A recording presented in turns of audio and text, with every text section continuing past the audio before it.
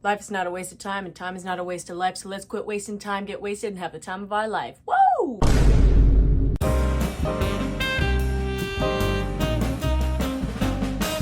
What's up, folks? We are back to talk about 3 more movies per the usual. Frankly, I'm actually pretty impressed with myself that I've been keeping it this consistent so far. But I will say I'm about to go on tour, so though I'm going to give every concerted effort to keep it consistent, we'll see what happens. I may have to deprive the people of what they really want and need. My opinion.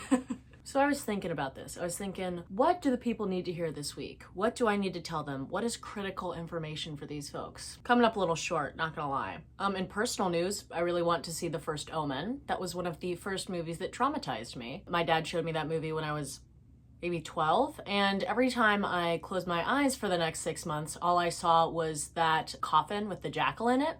So I think it's time to return to the trauma. I do love Ralph Ineson. If you know me, you know The Witch is my favorite movie, and he's so great in that I just love to see him in anything he does. Actually, the one other thing I did want to say about past videos, current videos, I don't know. I realize I've been putting a lot of movies in the middling tier when we're doing our tier list. That's not to say those movies are bad. In fact, I love those movies very much as well. I think I've just found that I really like to save like my S tier for bangers that go so hard that I just feel it in my soul. I don't know how to explain it. I don't really rate with my head, I rate with my heart. And it's so inconsequential anyways that I don't even really take my own ratings seriously. So like, do what you will with it. Anyways, let's roll the disclaimer.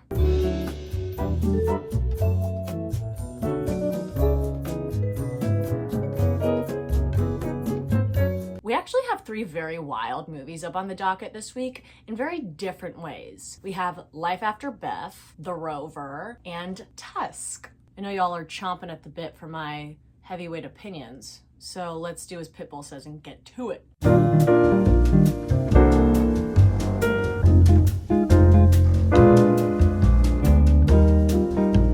First up, we got Life After Beth. Now, this movie came out in like peak era of like Parks and Rec fame. Everybody was obsessed with that show, I feel like, in 2014.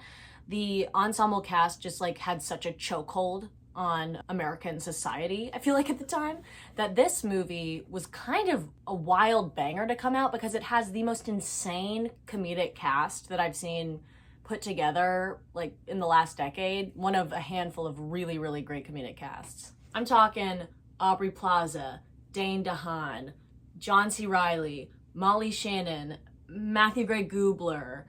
I'm missing people too. Anna Kendrick. The list goes on in like an almost alarming way. So Life After Beth follows our main character, Zach, who has just lost his girlfriend, Beth.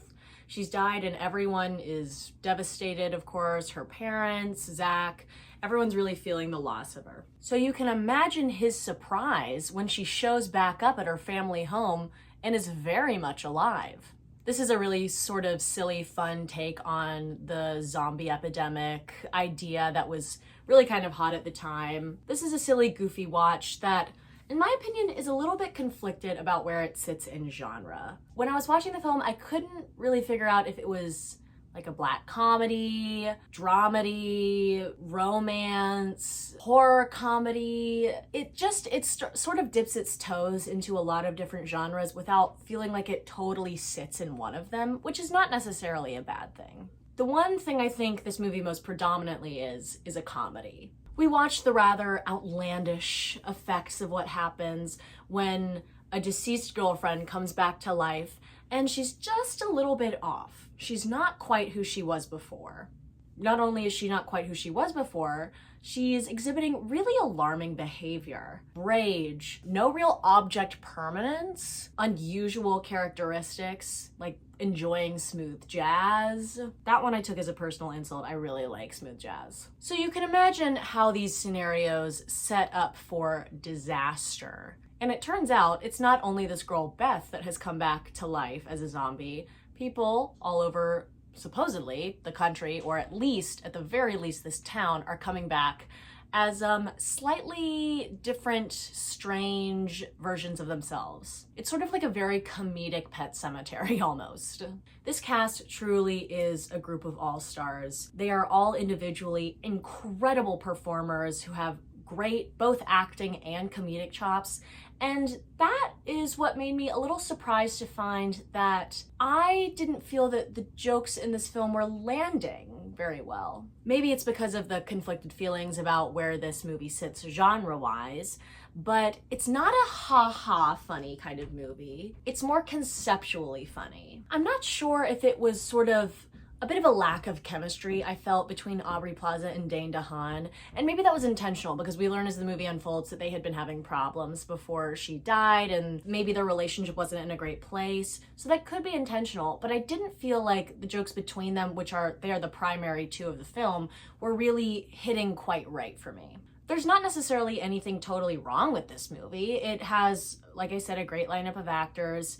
It has even the VFX that we watch Aubrey Plaza deteriorate into are really strong. It has a couple really funny bits. I really like the idea. Something about it, it's hard to describe, just doesn't quite stick the landing for me. I will admit, some of it's outdated. Some of the jokes just straight out don't work for me because I find them to be sort of emblematic of that early to mid 2010s insensitive language way that people went about comedy. Beyond that, I think the movie kind of likes to play with the random aspect. We have some just weird lines written for Dane DeHaan's character. We have random things happening, random rage outbursts, which is partly the zombie effect, and partly I just think comedy of the time.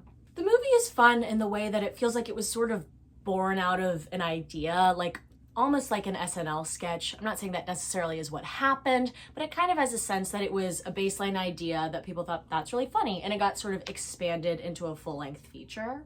It's absolutely a silly, fun, campy watch. It's not one that I have anything horrible to say about, but it's one that ended up sort of just kind of meh for me, especially because I feel like I've seen all these actors individually perform at such high levels that this one just didn't happen to tickle my funny bone quite right. This is definitely a low pressure watch. It's something you can put on in the background or just watch with a casual sort of friends movie night. It's a fun, silly little watch. Next up, we got The Rover, starring Guy Pearce and, wait for it, Robert Pattinson. This film I actually wasn't familiar with before having it queued up for this week's watches. Little did I know when I started this movie that is set in sort of 10 years post Australian complete economic, social, societal fallout that I would be watching Robert Pattinson sing along to Pretty Girl Rock. I'm certainly not mad at it, but I will say that one caught me off guard. Bit of a jump scare. So like I said, this film is set in Australia, 10 years post complete societal fallout. We see people sort of scrounging to living on the lam, not having much, not owning much, just trying to survive. Our lead character, Eric, Guy Pearce, only really has one thing to his name, and that's his car. Right at the top of the film, we watch as three guys steal Eric's car, and he is immediately set on a vicious and unrelenting mission to get his car back.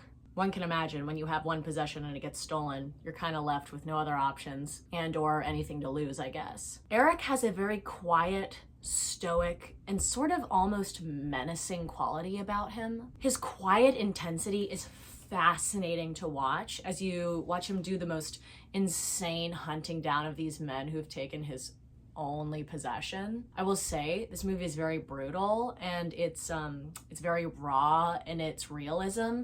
You watch a lot of people killed in very realistic and disturbing ways, so be aware of that if you want to watch. But along the journey to get his car back, Eric runs into Robert Pattinson's character, Ray. Ray is a little southern redneck guy. Not something I expected to say about this movie. Robert Pattinson lays it down incredibly.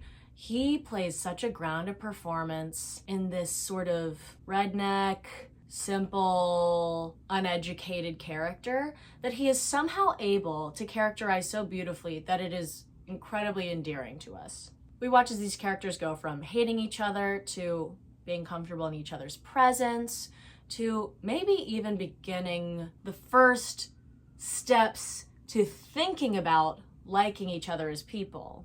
It progresses in such a beautiful way that, I mean, I think in another lifetime, they're Bill and Frank from The Last of Us. I wanted them to kiss so bad. So the story for this movie is rather simple. In fact, so much so that I didn't really feel like it held my attention very much. What I liked the most about the film was the incredible sort of character studies that both Guy Pearce and Robert Pattinson served up. Though I haven't seen the screenplay, I feel like it was pretty simple and minimal, not in a bad way, that can also be an asset to a film. But I felt that Robert Pattinson and Guy Pearce were doing a lot of off-the-page work that really strengthened the story and made the characters much, much stronger and more of an interesting watch. Specifically, in both of their physicality, I felt like I was watching such clear-cut humans in these moments, and I felt like all their background and history was tied up in the way they moved, which is a very difficult thing to do. I feel like I don't see it very often in a physical characterization in film. I really like that this story takes place where the circumstance is post-fallout of society, but it's not really about the end of the world or the end of society. This circumstance just kind of sets the stage for our action. I've always really liked stories where the major event that you might think the story is about is actually just the background or circumstance. That's actually always how I felt about The Walking Dead as a TV show when I was watching those first few seasons. I don't think the show is really about zombies. Of course, it's about zombies, but stick with me. I think that The Walking Dead is really about what humanity looks like and how you learn to build relationships and trust each other and survive in a world where no one can be trusted or depended upon. I think there's a much more grounded aspect to stories like that, especially like with The Walking Dead, than it may appear at first glance. This film is pretty dreary. It's not easy to watch. When I first saw what I was going to be watching with the Rover, I just really saw the poster and sort of the color grade of this dusty Australian desert area, and I was really hoping for a sort of Mad Max vibe because I am obsessed with Fury Road. I'm sure you can imagine how stoked I am for Furiosa. It isn't really that though. Like I said, I think it's more focused on the people, how they change, what their relationships look like in this post-apocalyptic world. I would much rather watch a character struggle to survive than do anything else, and I think that's the most interesting part of the movie, watching these unique characters do what they can to get by. At the end of the day, the movie feels like it's a lot about loneliness. There's some really heavy stuff that goes on with feeling abandoned, with death. I think at the end of the day, the message really is, or the question rather, is, what do you do when you're left with nothing but regret in life? There's no bow on this movie. It's not a pretty ending. In fact, it's pretty difficult to watch. The final gut punch of the very last frames tie everything together in a way that makes the whole film make sense in a new way that I think is sort of liberating as a viewer, but also it's a little painful. I would say watch this film if you're in for really, really great nuanced performances. If you're looking for a thrilling beat-to-beat movie, I don't think this is necessarily the movie for you, but that's, again, not to say it's bad. This movie is really more about a moment in time, I think, than it is action itself. We just watch as these people happen to meet each other under strange circumstances and how they deal with the problems at hand, how they're trying to survive, how they try to make their way through the world. It's very cool. It's very cool. Yeah. Yes.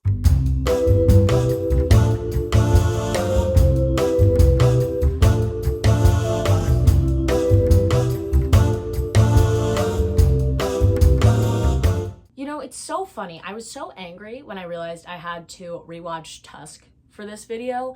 And it's funny because like no one's holding a gun to my head saying, hey, you have to rewatch this movie. I've literally already seen it, but here I am forcing myself to rewatch a movie that I absolutely hated the first time I saw it. But oh boy, am I glad I did. I don't know what happened between my first viewing and my second viewing, but I did a complete mental, emotional, physical, spiritual 180 because now I love Tusk.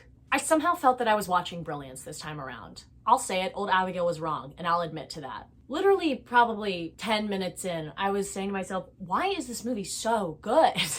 It shouldn't be good. It has no right to be as good as it is. If you're not familiar with Tusk, I'm sorry, first of all. It's about this guy, Wallace, who's a real piece. He's not a great guy. And he has a podcast with his best friend where they seek out these interesting or bizarre stories. Wallace goes to meet the person or interview someone in person, and then he goes back, tells his best friend the story. It's a kind of weird setup, but it's a dude podcast, what can I say?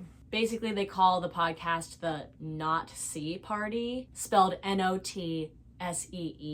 This all revolves around the fact that Wallace does the interviewing, he sees these people in real life, and his friend sees none of them. He has just relayed the information in some silly story way. When Wallace ends up going to get a new story and it falls apart, he ends up in this old man's sort of mansion. Through a very strange set of circumstances, the man who owns this mansion, Howard Howe, has this grand plan to turn Justin Long's character Wallace into a walrus. Long story short, you can watch the movie if you want the details. He was in a weird situation where his only companion was a walrus. It's whatever. Anyways, he's trying to relive these precious moments of his life that he misses so dearly because he misses this walrus that was his best friend. It was the purest experience of his life.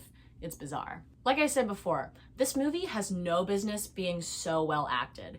Everyone shows up and shows out. First off, Justin Long, who I've had a crush on for probably decades now, is incredible. He serves up true final girl energy. He puts everything into it. His screams of terror are true screams. He's acting every muscle in his body. To accompany him, Michael Parks as Howard Howe is unbelievably unsettling, even in this sort of comedic horror film. He somehow walks this great line of being extremely funny and also truly terrifying to watch. It takes a really deft hand to make a movie that walks the line of comedy and horror so well. And I will say, I'll give all my props to Kevin Smith for this one. He really made it work. If you saw Barbarian a few years ago when it came out, this film sort of feels in the same vein. Certainly Justin Long's character is very similar to the character he plays in that film. I almost didn't want to say this in the video because I think it's just funny to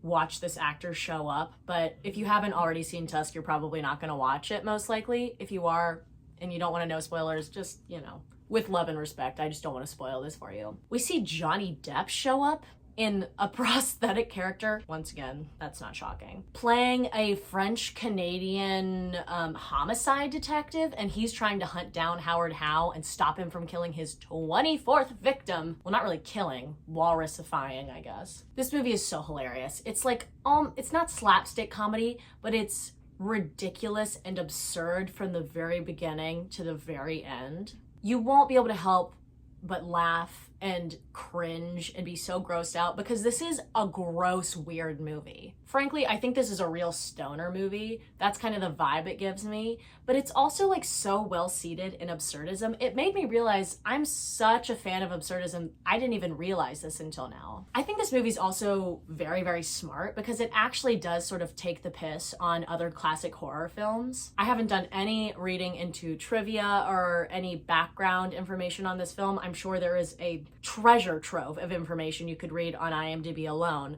I kind of wanted to go in a little bit blind for my review though. I love how this movie takes the piss just like Wes Craven did with Scream. The way it plays on the tropes of other horror movies, the way it jokes on itself, the way it doesn't shy away still from the grossness and sort of violence of horror, but it still feels like it's telling an interesting story. Obviously, the movie that Tusk gets compared to the most is The Human Centipede. That is not one I have ever taken the time to watch, nor do I have real plans to, unless there is an outcry from the internet for me to watch it. I suppose I could watch it and give a review. That may be traumatizing for me. I'll do it for you people, though. It also feels like it sort of makes a joke of Texas Chainsaw with the skin suit that Leatherface makes. Sort of similar to the walrus suit, perhaps. I also feel like it's very reminiscent of Psycho, which is really cool because I like that we reference old school horror and more contemporary horror. In the way that Janet Leigh is sort of lost, no one can find her, identify where she is, and they get a sense that something's wrong. Justin Long is being captured and, mutilated, and his friends go looking for him in the same way. I realize it sounds like a stretch, but I think it makes more sense if you watch the movie. I love horror that references its own genre, makes fun of its own genre, and sort of builds upon it, plays with it. I think that's the most fun as a horror lover for me. This movie made me want to go back and rewatch Tucker and Dale vs. Evil, revisit so much stupid horror comedy, which can be the best time. Again, if you have a strong stomach and you like silly, stupid stuff, I would say please go back and rewatch Tusk, or if you haven't seen it, watch it for the first time. If it's just for the laughs, you're not going to be disappointed. Justin Long himself always picks ridiculous projects that I'm a really big fan of, between Barbarian, Jeepers Creepers, Alvin and the Chipmunks, etc., etc., etc. If he's in a project, I know I'm likely going to be interested in what he's doing, just because I like his style alone. Like I said, everyone shows up and shows out. I can't wait to do more reading on this film, but I kind of didn't want to taint my own view and sort of mar what I thought before I made this video, but I'm definitely going to be doing some reading on that to see what the fun behind the scenes action was for Tusk.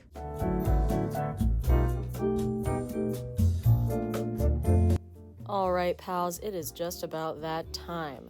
We are back for the tier list. First one being Life After Beth. Great actors, good concept, but some of the jokes were falling flat for me. I didn't hate it, but I didn't love it. Next up, we have The Rover. Again, this one's going in the middling category. Again, extremely strong elements. I thought the characterizations from the actors were phenomenal. I thought it set a great tone, but the film itself didn't hold my attention as much as I wanted it to, which is not necessarily bad, but it just landed in the middle for me. And then lastly, of course, we have Tusk. I think just on principle, this one has to go in the S tier. It just made me lose my mind. And that's something that doesn't happen that often. I think on principle, for the bit, it just has to go there, so that's where it's sitting. Thanks for tuning in again. It was, once again, a pleasure to have you. Thank you for stopping by. Make yourself at home. Don't hesitate to leave a comment, get a conversation started. My only request is that you keep it respectful and don't harsh the vibe, and we'll be great. I really appreciate you guys stopping in to watch another video of mine. I've been having a lot of fun making these videos. I know everyone says it and it's a cliche, but I never expected these to get anything more than maybe 20 views a video. I was doing it for my own sort of artistic need and creative process of getting to make something, and to force myself to watch more movies that I knew I would like if I actually got down to it. But it's been a real treat and a pleasure to have people actually sort of enjoy these videos and get to have conversations already, even though we don't have a huge community yet, but it's growing quickly. I really appreciate you being here and want to say thank you so much. Stick around for more. Hope you all have a great week, and I'll see you soon.